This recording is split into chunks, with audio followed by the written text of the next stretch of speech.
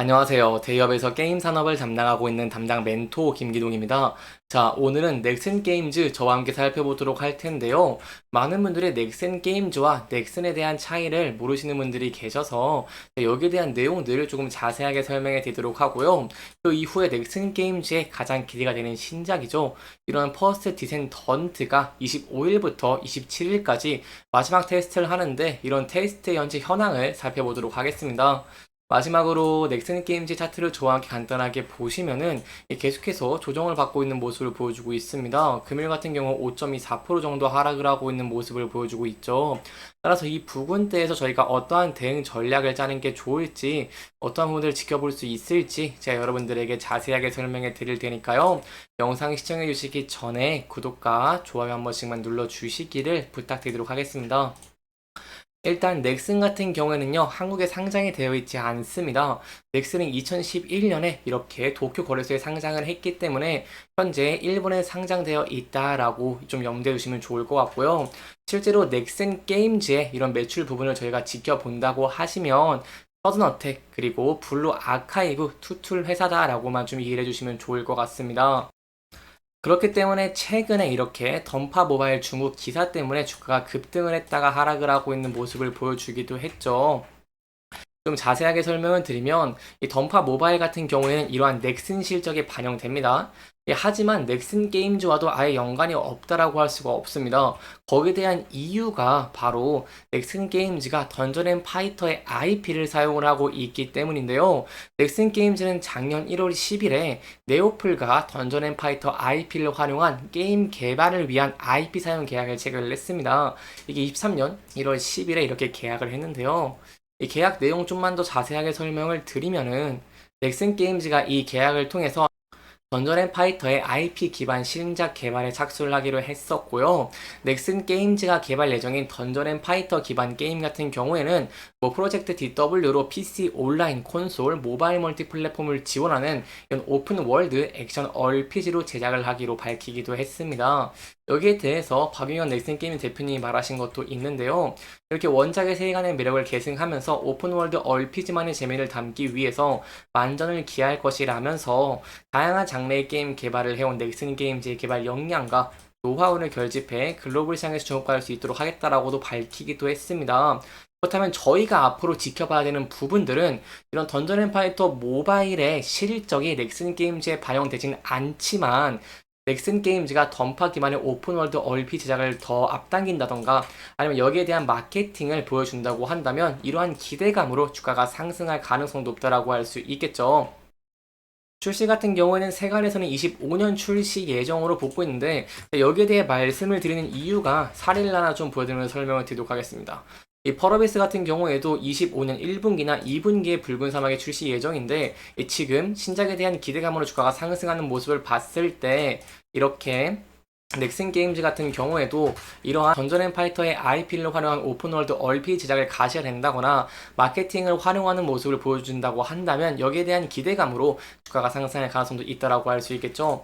따라서 현재 던전 앤 파이터의 일간 다운로드가 증가하고 있는 모습을 보여주고 있고 이 출시 이후에 iOS 매출 다운로드 1을 유지하고 있다는 것은 넥슨 게임즈한테 또 호재다라고 볼 수 있겠습니다. 그래서 여기에 대한 내용들은 저와 함께 계속해서 지켜봐 주시면 좋을 것 같고요. 추가적인 내용이 나온다거나 한다면 제가 또 여러분들에게 자세하게 설명해 드릴 테니까요. 계속해서 영상 시청해 주시면서 구독과 좋아요 한 번씩만 눌러 주시기를 부탁드리도록 하겠습니다. 여기까지 넥슨 게임즈와 던파와 관련된 내용들 함께 알아봤고요. 이제 넥슨 게임즈의 가장 기대가 되고 있는 신작이죠. 바로 퍼스트 디센던트에 대한 현황 자세하게 살펴보도록 하겠습니다. 제가 저번 영상에서 여러분들한테 넥슨 게임즈가 루트 슈터 게임인 퍼스트 디센던트를 25일부터 마지막 테스트를 진행한다고 밝혔습니다. 여기에 대한 내용들이 좀 나왔기 때문에 자세하게 설명을 드리려고 하는데요. 굉장히 긍정적인 모습들을 보였습니다. 바로 넥슨 게임즈의 퍼스트 디센던트가 테스트 이용자가 몰리면서 성황을 띠고 있는 긍정적인 모습을 보여주고 있다는 것이겠죠. 세부적으로 살펴보면은 제가 저번에 말씀드린 것처럼 이번에 25일부터 27일까지 마지막 테스트가 진행이 되는데요. 이 스팀 DB 집계에 따르면 이번 테스트 최고 동시 접자 수 같은 경우에는 31,222명을 기록하는 긍정적인 모습을 보여줬고요. 여기에 더해서 평균 동시 접자 수 같은 경우에도 15,000여 명을 기록하는 모습을 보여줬습니다.